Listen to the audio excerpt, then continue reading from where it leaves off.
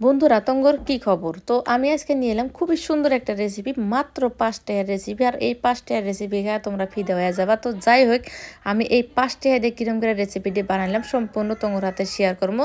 তো আশা রাখছি সম্পূর্ণ ভিডিওটা তোমরা দেখবা।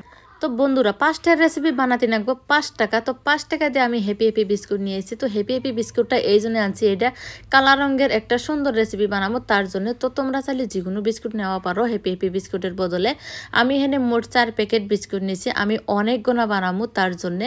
তোমরা যদি পছন্দ করো তাহলে ১ প্যাকেট বিস্কুট দিয়েই তোমরা এই রেসিপিটা সম্পূর্ণ বানিয়ে নেওয়া পারবা।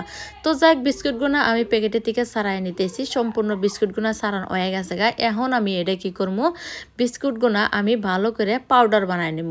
পাউডার বানানোর জন্য আমি এখানে উল্কি ব্যবহার করছি, তোমরা যে কোনো শিলপাটা বা মিক্সি ব্যবহার করা পারো। তো আমি এর মধ্যে ভালো করে সুন্দর করে পাউডার বানিয়ে নেব, যাতে দলা দলা না থাকে ওইরকম করে একটা পাউডার বানিয়ে নেব। তো বিস্কুটগুলো পাউডার বানানো শেষ, আমি একটা বাটির মধ্যে নিয়ে নিলাম। এই যে দেখতেছো কত সুন্দর হয়েছে। এখন আমি অল্প অল্প করে দুধ দিয়ে করতেছি। আর এখানে দুধটা তোমরা গরম দুধ ব্যবহার করবা না, ঠান্ডা দুধ ব্যবহার করবা। তো অল্প করে দিলাম এই জন্যে যাতে এটা নরম না হয়ে যায়। অল্প অল্প করে দিয়ে ভালো করে গুলে নেব, সুন্দর একটা ব্যাটার বানাবো। তো যাই হোক, কিছুক্ষণ গোলার পর দিয়ে দিলাম 1/2 চামচ বেকিং পাউডার। এনে আমি সোডা ব্যবহার করি না, পাউডার দিছি। বেকিং পাউডার আর সোডা কিন্তু ব্ল্যাক ব্ল্যাক। তো যাই হোক, তারপরে সুন্দর করে এই যে দেখতেছো কত সুন্দর আর এইরকম ঘনত্ব রাখা রাখবো।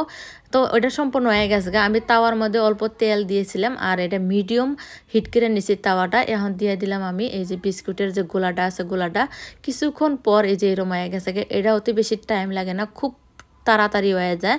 আর যে কোনো মানুষ চাইলে এই রেসিপিটা বানায় খাওয়া পারবা, খুবই খেতে সুস্বাদু লাগে। আর যদি বাড়িতে ছোট মানুষ থাকে তাহলে তো কোনো কথাই নেই, এটা বানায় দিবা, খুব পছন্দ করব। তো যাই হোক, আমি এক এক করে সব কটা বানায় নিচ্ছি। এই যে দেখো অনেক গুণা হয়ে গেছে গা।